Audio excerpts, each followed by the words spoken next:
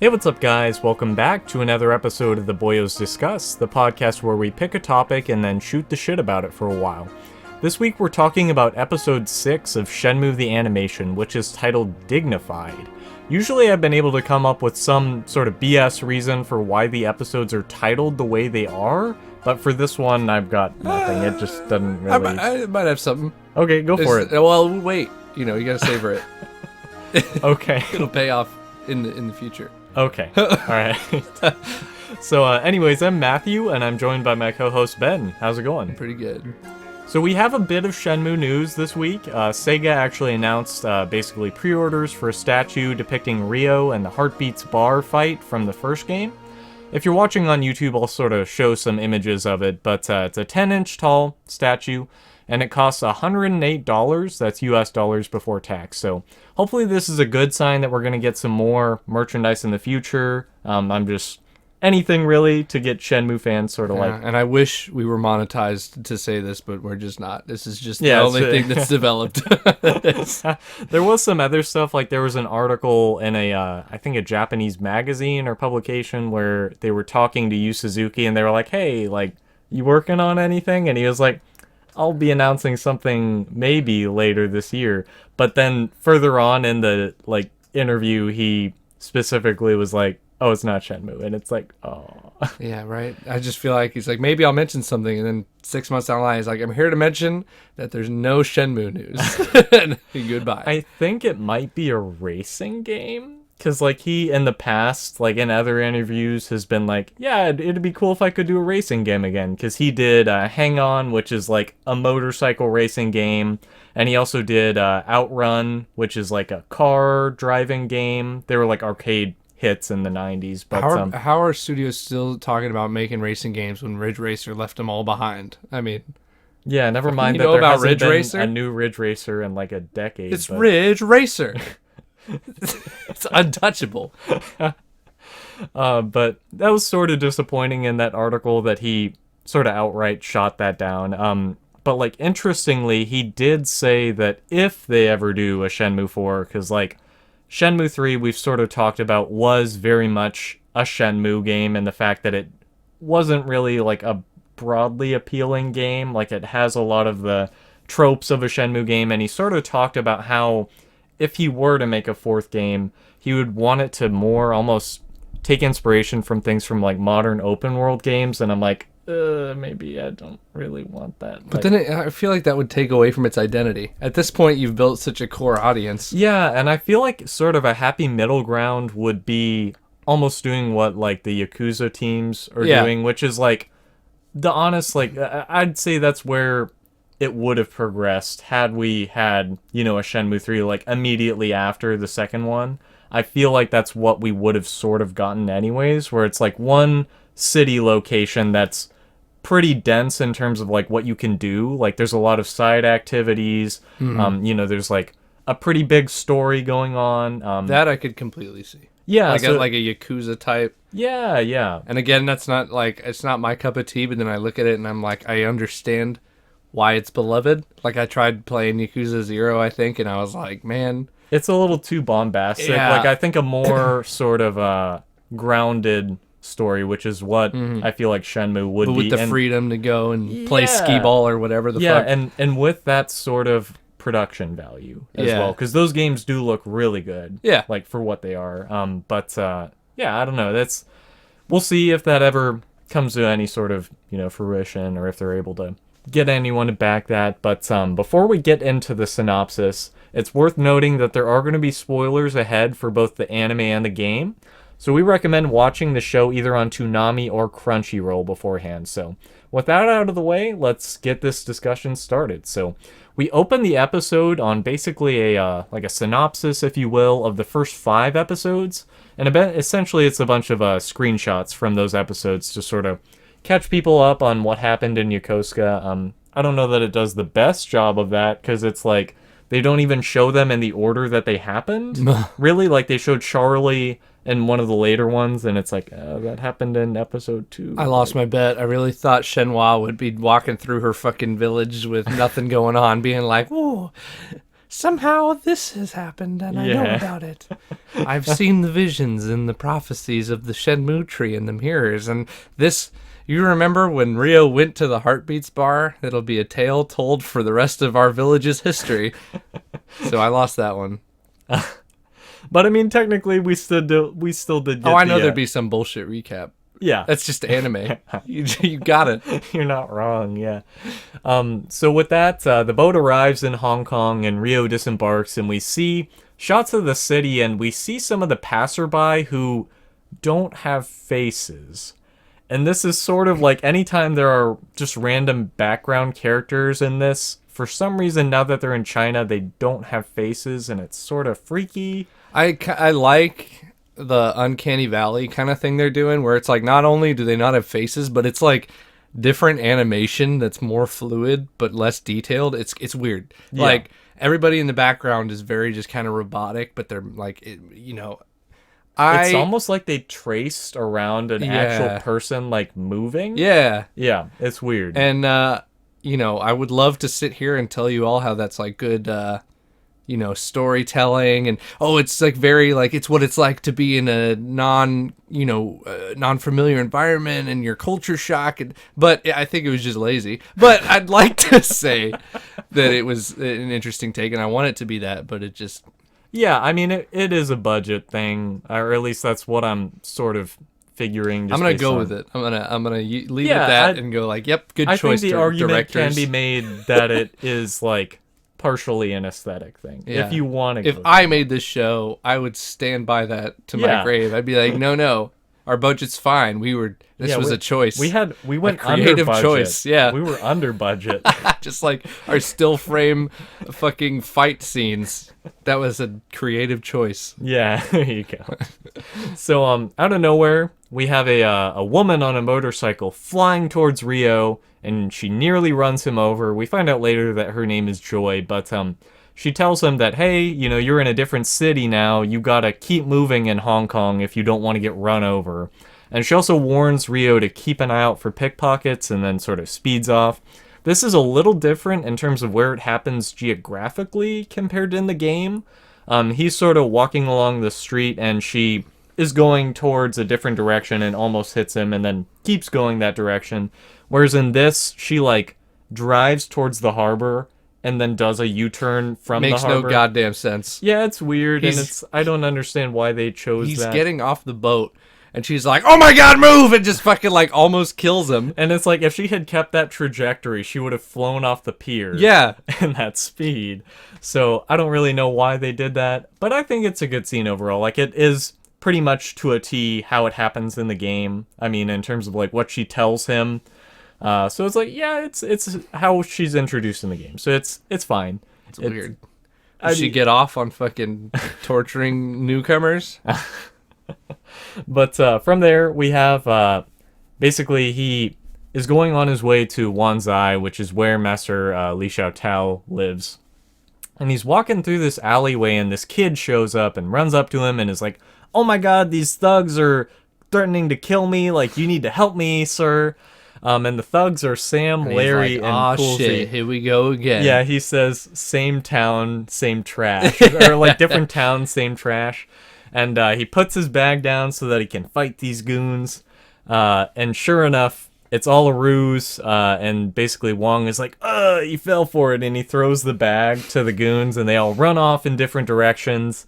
And, basically Rio isn't able to catch up to them because he steps back into the street and they're long gone. So that's about how it happens in the game. Mm-hmm. But what is sad is that we don't have Coolsy playing his classic song on the boombox, which is present in like every scene in the game that he's in. He's always playing that song.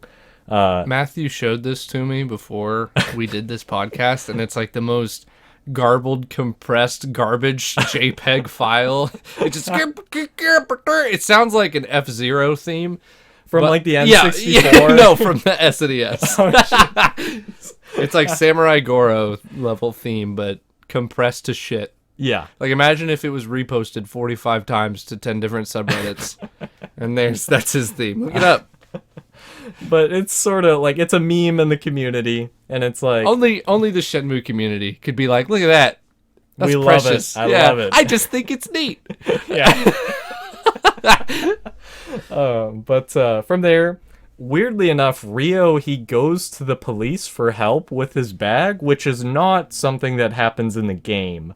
So he goes to them and he's using this Chinese dictionary to sort of help him communicate with them, which I think is a neat touch since we didn't do the whole, like, having him actually speak Chinese. I think that that's a good sort of, like, at least they're somewhat explaining Yeah, the everyone's language still barrier. speaking Japanese, but they're like, oh, you speak You Cantonese speak a little bit bit. of yeah.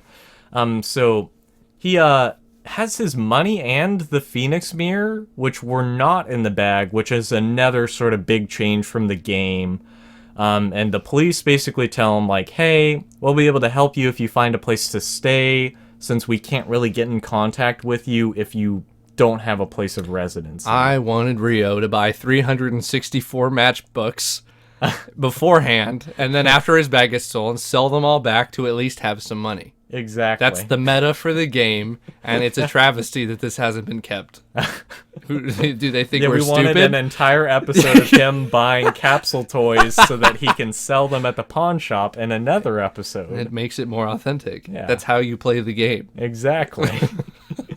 But it's sort of worth noting that him having his money as well as the Phoenix Mirror takes a bit of tension out of the situation, since he's sort of, after the mirror is stolen in the game, he's like, well, shit, I have to find that now before I find Master Tao. Well, and it would be like later on in the episode, he's like, I don't have time for this thing. And it would be like, yeah, because his fucking mirror mirrors. got stolen. Yeah, Like, that's yeah. like, and it's a cool way to still show that he's a fucking amateur. Yeah. Like, to be like, well, god damn it. That Yeah. was the whole thing.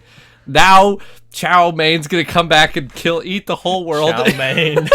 And I suck. But so it's an interesting change, and I sort of get why they do that. Just with the pacing that we have, it wouldn't have really made sense given the events that happen later in the episode, and how he sort of has his focus elsewhere. But he looks for a place to stay in Hong Kong, and there aren't any vacancies at any of the hotels he's going to, and so he's like, well, shit.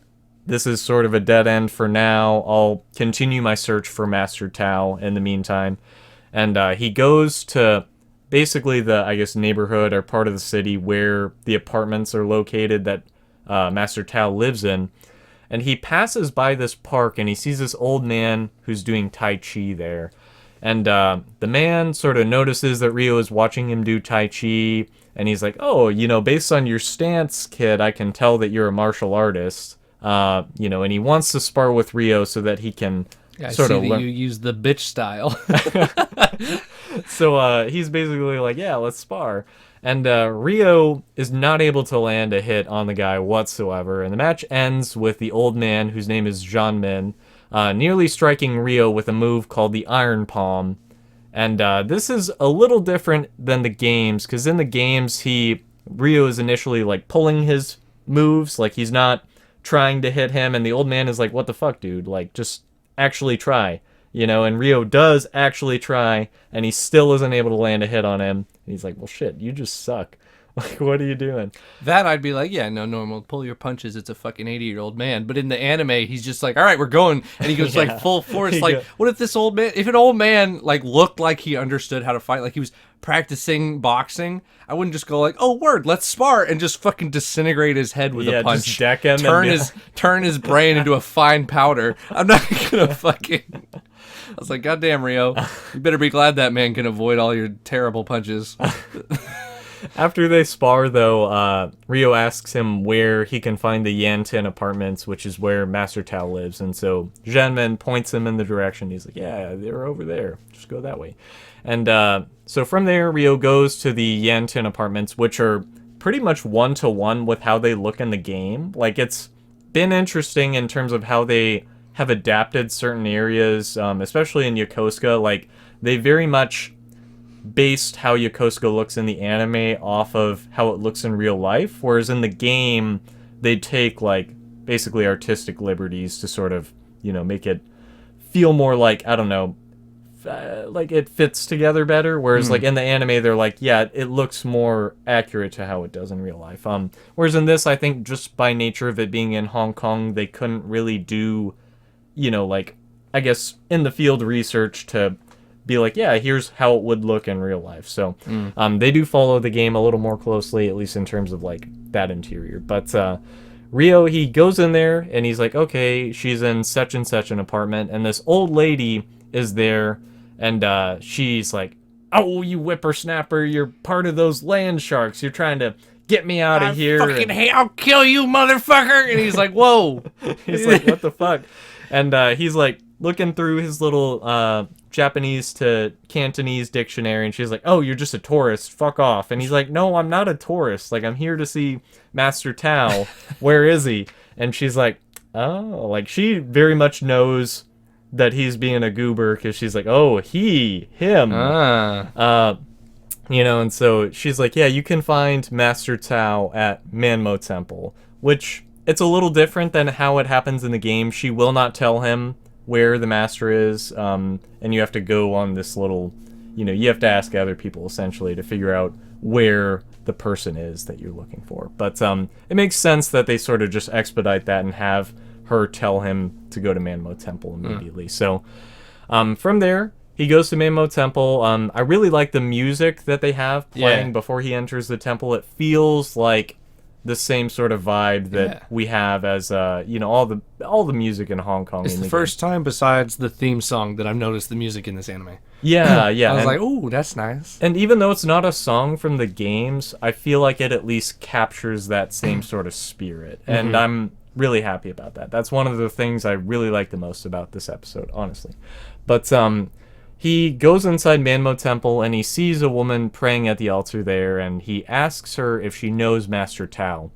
She tells him that she's just there to pray, and then she basically walks off. And so then there's this monk who's in there, and he says that he knows Master Tao, and Rio is like, okay, well, here's my letter of introduction, that should be enough for me to meet him, right? And the monk is like, hell no, it's not. Wrong! My man looks like Joseph Stalin, too. He does. He's got the iron mustache. Yes, yeah.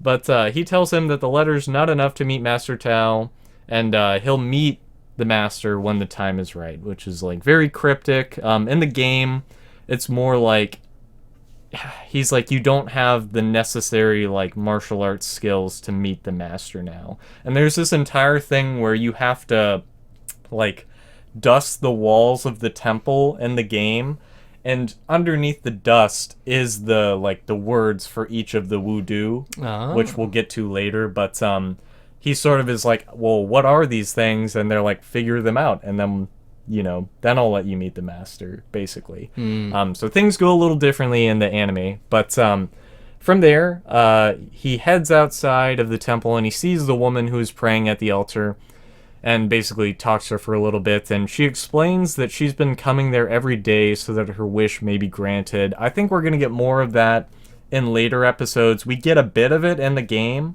and I'm not going to spoil anything for Ben for his sake. But if you're familiar with the games, you sort of know where that's going to. But she also tells Rio that whatever it is he's searching for has caused him to lose sight of what really matters, as well as she's like, it's blinded you to what's right in front of you. And that's foreshadowing for later in the episode, obviously. But I think this is the first time that we're possibly seeing that maybe him finding out the truth about his father isn't necessarily the motivation that's actually driving him. He's more using that as an excuse to be like, or to justify that he wants revenge. Yeah. And so it's interesting that they're being so cagey with that, and I wonder if in the next few episodes, like, she's gonna call him on it and be like, no, we can have a Zuko Iroh moment. Yeah, where what do you want? Yeah, yeah. But so it's interesting that we're sort of doing that, just in the sense that it's different than how we sort of have things happen in the game. But from there, we go back to Rio, and he goes to the park again, and he's talking to Jeanmin, and he's like, hey, like, you're a martial artist. Do you know where I can find Master Tao?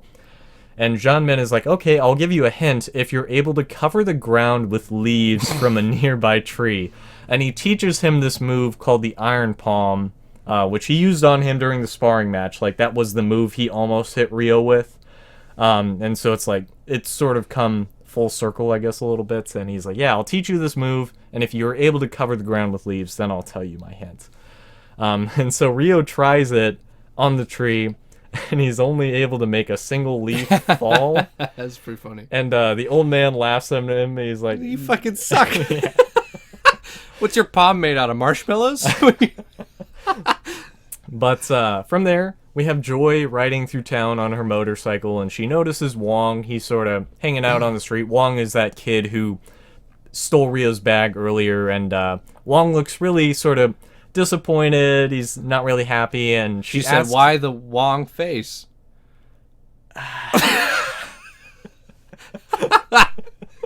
So she asks him what's up, and he explains that they had stolen this bag from. They were like, "Yeah, we found this really easy mark," and it turns out that the he bag was at the Wong place at the Wong time. So yeah, he's pissed because the stuff in the bag was just worthless, crap, and it's not worth any money.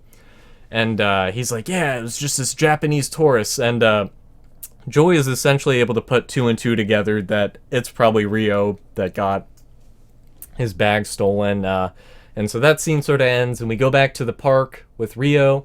He's having a lot of trouble sort of mastering that move, and he asks Jean-Min if there's a trick to it.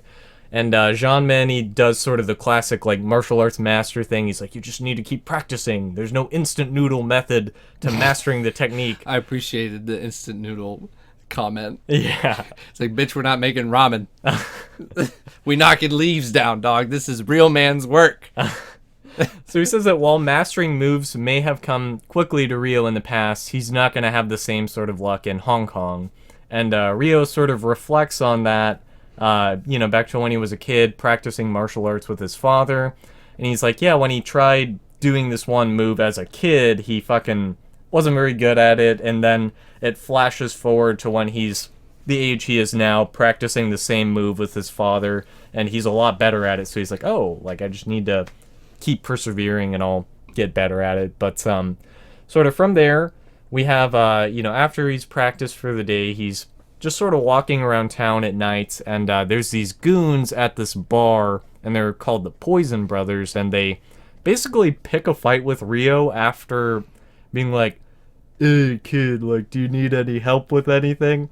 And he's like, yeah, help me find a place to stay that's cheap. And they're like, we don't fucking know. Yeah, fuck you. And so he's like, okay, whatever, and he walks off, and they're like, hey, you're just gonna ask a question and then not pay us? I blinked and I missed why they were pissed at him. I was too distracted by my man's haircut. He had a high top and a mullet. Yeah. At the same time. Yeah, they're trying to hustle him for money, and Ryo's like, fuck that, I'm not gonna pay. And he sort of tussles with them for a little bit, and Joy shows up on her motorcycle and breaks up the fight. It's sort of interesting, and I'm curious to see if they get more sort of like in depth in terms of like what it is that is the reasoning for this, but like everyone in Hong Kong knows Joy for the most part, like, or anyone in like, I don't know, the sort of seedy underworld knows who Joy is. And so she's like, hey, stop fighting. And they're like, oh shit, it's Joy. Okay, we'll stop this time. And they sort of go on their way. And Joy notices that Ryo doesn't have his backpack anymore, and she's like, hey, what happened? Like, did somebody pickpocket you? Which is what I exactly warned you to keep an eye out for. And he's like, yeah, this kid stole it from me, along with these three thugs. And she's like, oh, it's fucking Wong who got you. And Ryo's like, well, fucking tell me where he is so I can get my bag back. And she's like, no, I'm not going to let you beat the shit out of a little kid. Why not?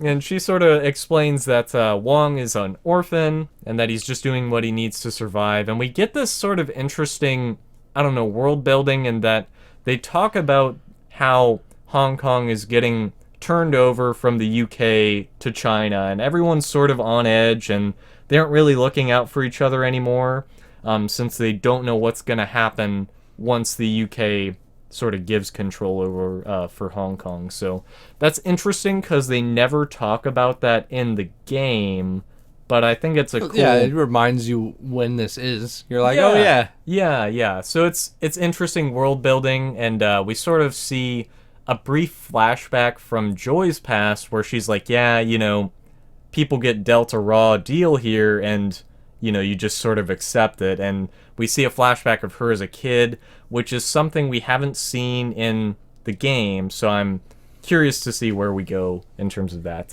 since it is more character development for her.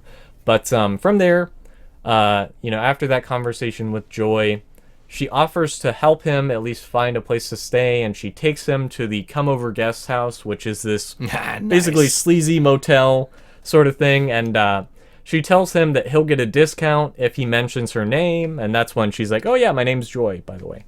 And the sleazy guy at the hotel desk, who, like, the hotel as well as him are, like, completely one-to-one with the game. Like, I absolutely love how they match that. Like, he's just this sort of dirty guy who's like, yeah, there's no rooms here.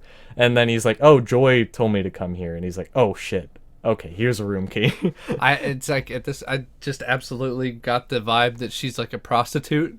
And like, she's like, yeah, come to the Come Over Guest House, first of all. And I'm like, okay, is she going like with, it's like, yeah, he'll get us a room. Was that her pimp? And then he gets a room.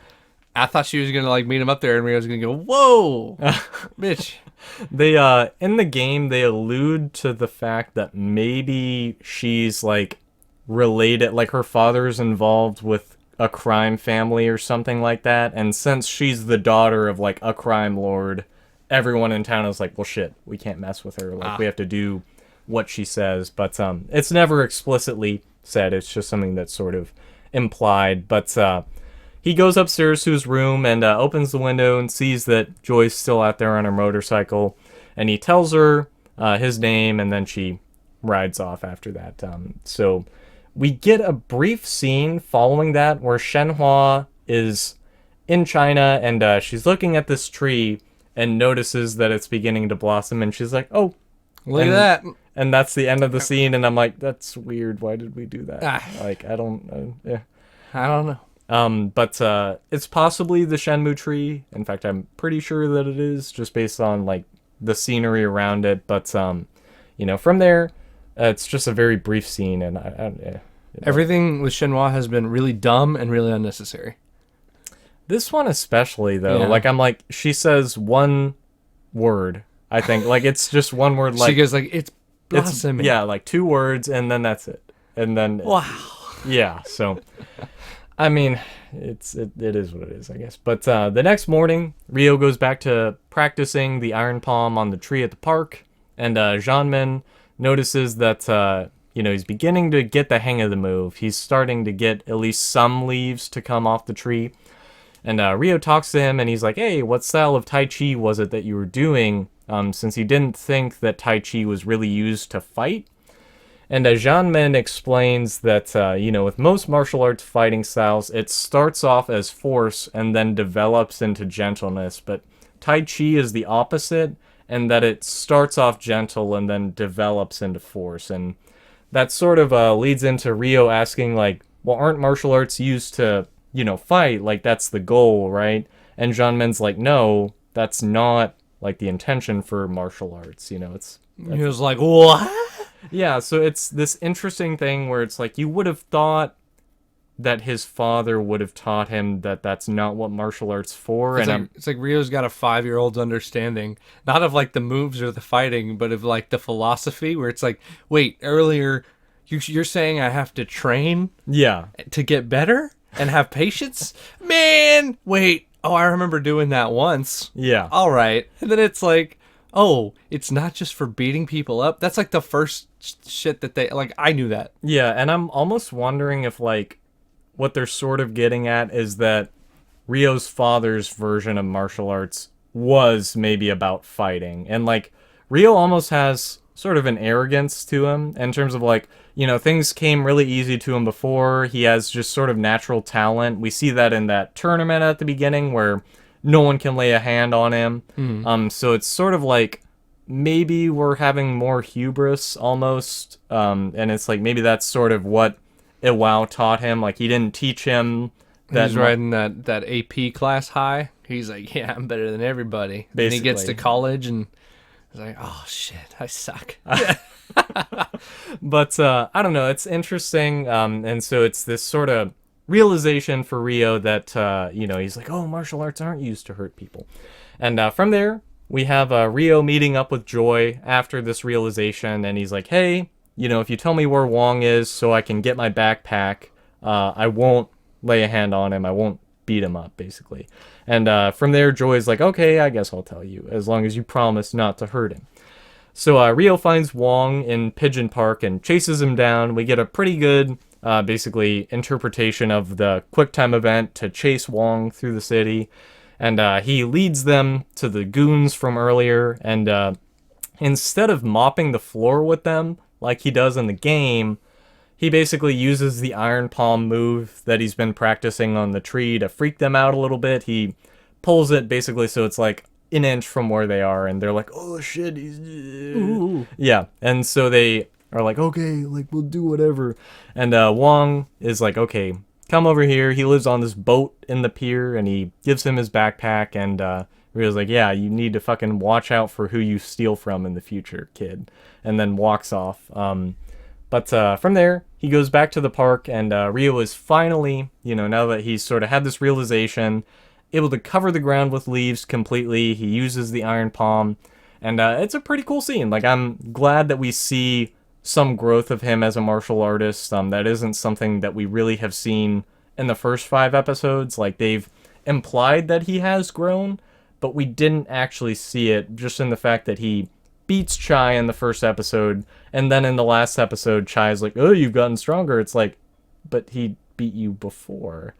Like, I don't know. So I'm glad to see that we have seen some sort of development in terms of like him learning new things about martial arts and sort of growing as a character. But from there, he basically, he's able to cover the ground with leaves, and Jeanmin explains that because he kept practicing, that he's learned Gon, which is one of the 4 tenets of martial arts called Wudu. And there's a bit of like, I don't know if it was just with the English dub and the games being different than how it's actually like referred to in, like, if you were to say the word Wudu in Chinese. So they have different sort of I guess translations, or like basically ways of pronouncing it. And it's weird because in the English dub of the anime, they say 2 different basically versions of it. Like, one of the characters is like Wuda, and then Rio is like Wudu. And it's like, well, which is it? And it's like, I don't know. So I'll just be calling it Wudu, since that's what I'm familiar with. But he's like, yeah, you've learned Gon, which is one of the Wudu, and that means to train each and every day without neglect. And he's like, now that you've learned this basically tenet of martial arts, it's enough for you to meet Master Tao, or at least get an audience with him. And so Rio, after that, he's like, oh, I didn't tell you what the style of martial arts is that I practice, because earlier, after they had sparred, Jeanmin was sort of disappointed because he had been like, oh, is it crane style or hawk style? Yeah. And so he's like, oh, it's Hazuki style jujitsu.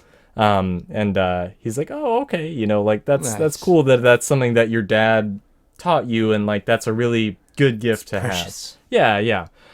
So one thing that is different that I think is sort of disappointing is that after Rio is able to use the Iron Palm to cover the ground with leaves, in the game, Jeanmin talks to him for a bit and then like lightly taps the tree with his hand, and then like way more leaves fall than ever before. And so it's like this sort of cool thing where Rio's like, what the fuck is this guy? Like, we don't get that, which is a little disappointing, but I get why. Maybe because it makes no goddamn sense. Yeah, and that's, I think the idea in the games anyways was that they were getting into like, sort of like chi, or like latent energy in people. Like, if you're exerting force, like there is some chi in that, but if you haven't mastered that, then you can't really, I guess, sort of gain the full potential of that move. So, that's just different interpretations, I guess. But From there, he goes back to Manmo Temple, and he walks by Joy, and she thanks him for not beating up Wong, and she sort of is talking to him about why he's in Hong Kong. Throughout the episode, people have been calling him out and being like, oh, you're just a tourist, like, what are you doing here? And he's like, hey, I'm not here as a tourist, like, I'm here to figure out the truth about my father. You know, even if I was dealt a shit hand, I'm not gonna let that be what defines me. Like, I'm gonna keep following this through. And she's hella turned on by that. She's like, ooh. So, yeah, she's got the hots for Rio, as do most women throughout the game. It's just, I mean, you know, they can't help it. Yeah. It's the complete disinterest. Yeah. Let that be a lesson to you. So from there, he goes to Manmo Temple, and he's talking to the monk from earlier. And he's like, yeah, I've learned Gon, and because of that, he's going to continue to come to the temple every day until he's granted an audience with Master Tao, since that's his only lead on finding Yandazu, who basically is going to be able to help him find out the truth about why his father got killed. So earlier, there was that woman praying at the altar that Rio had sort of talked to. She comes back into the temple, and she's asking Rio, you know, if the path he's walking down is the one that his father would have wanted him to be walking on. And Rio brushes her off. He's really sort of rude about it. He's like, I was talking to the monk. Yeah, this is none of your fucking business, you woman. Yeah. And so the big-breasted piece of meat. Get away from me. And the monk chastises him. He's like, what the fuck? You shouldn't be talking to Master Shuying that way. And from there, you know, she's like, I'm the fucking master you've been looking for this entire time. And Rio's like, what? A woman? And we had sort of, I don't know, some build-up of that throughout the episode. Like, Rio, everyone he talks to, he's like, I'm looking for Master Tao. Where is he? And everyone he asks about that is like, I don't know where the master is. Like, you know, or they're like, I know where they are. It's like when somebody comes into your restaurant and they're like, I want to speak to the owner. And then like, Georgie. It's like, you mean George? If I can. Yeah, but it's just interesting. Where's Brian? Oh, man. You don't got clout, man. You don't know nothing. Yeah. Get out. But it's interesting in this scene that they were so pressed for time that they play the credits of the episode over this scene. Yeah. And it's just like, I'm glad they did that, because it's like, it would have been weird to start the next episode with that, maybe. But, you know, like, let's move things along, sort of thing. But after that scene plays out, we see Wong in this sort of like shady looking hideout, and he's with those thugs from earlier, as well as a mysterious figure in the shadows who says things are about to get interesting, and then the episode ends. Whoa. So what did you think of the episode overall? You know, it's weird, coming into this anime before I'd seen any episodes, I definitely wouldn't have thought that the fucking errand episodes would be the highlight of the series. Yeah. And like the fighting ones drop off. Like, this was really good. And coming off of the last episode, it needed to be. Otherwise, I think both of us would have just been like, fucking fine, I guess we'll watch this week's episode, but we're not excited. But, like, this did a really good job of setting things up. Good pacing. I like seeing Rio do some just, like, training. That's fun to see. And I like seeing some old-ass men putting him in his place, being like, Rio, you ain't all that, my guy. I know you got bitch game, but you ain't got the leaf game. You gotta step that up, my man. Yeah, I agree. I think it's good that we see Rio actually progressing as a martial artist. You know, like, in the first 5 episodes, he's like, oh, those other people are way better than me. And it's like, well, also yeah, just Lan like, Di here's was, this move, the end. Yeah. Yeah, he's like, here's the swallow dive. Only use this move for the rest of the time in Yokosuka. The boom fist. I don't know what the fuck the old man gave him in Japan. The iron palm. The other one in the park that he never does ever straightens his legs again. real fast and it blows up the air in front of him. An energy wave to go out that he's never used since then. But, yeah, you know, I mean, you don't know that shit could be destructive. Bring a building down. You don't fucking know. It's just wild. But yeah, I think like they did a really good job of introducing all the new characters in this. It's pretty, you know, it follows essentially how they're introduced in the game, so it's true in that sense, but or true to the game in that sense. Was there anything that sort of stood out to you with this episode in terms of like at least comparatively to the other ones that we've seen so far? Or... Well, we talked about how I noticed the music. The character animation of non-main characters that are focused on was weird. You know, Yeah. I wonder if they're still going to keep doing that. Like, I'm glad that it's not just blank streets. Yeah. That's one thing that's kind of always like I watch Batman, the animated series and stuff, and I like it, but there's always that, like, if we're in Gotham and It doesn't it's feel New York densely City, populated, yeah, yeah. nobody's on the street ever. Yeah. And it's like, it kind of takes you out. So, I mean, I don't know how I feel if that is the type of animation that they use to make it seem crowded, but I guess that's better than none. Yeah, and I agree. Like, I think if that's what we have to do to make China feel as densely populated as it is in the game, because, like, there Right. are a ton of NPCs walking around and stuff throughout Hong Kong and Kowloon.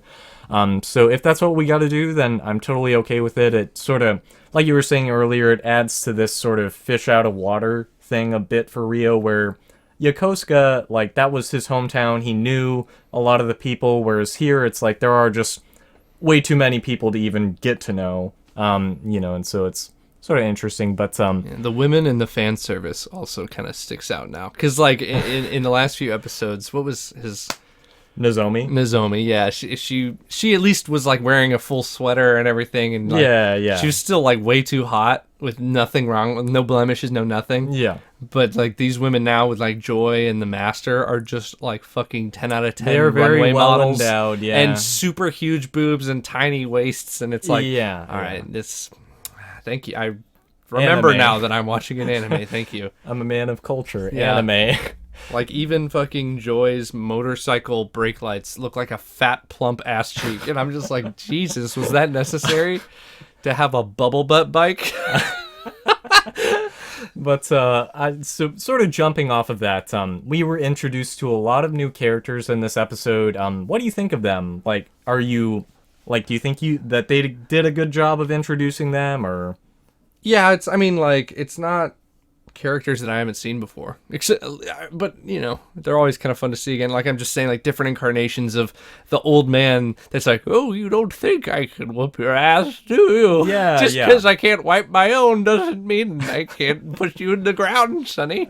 So there's that. There's the way too hot girl that is like, oh my God, the main character. And there's I'm an angsty kid and you don't understand me. Yeah, and they're doing more of that with Wong than they do in the game. Like, Wong, his character is a little different in this, but I don't know. Like, I feel like there's gonna be even more characters that we're introduced to as things progress. There's like new villains, new other stuff that we'll sort of get to see. So it'll be interesting to check in on this sort of train of thought as we progress. Are there any sort of final thoughts you want to talk about before we wrap this episode I don't want up? to leave y'all hanging.